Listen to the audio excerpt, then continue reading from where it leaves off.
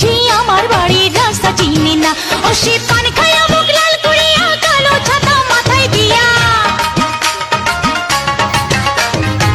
কত বিয়ার খবর আনি আমার খবর আনে না।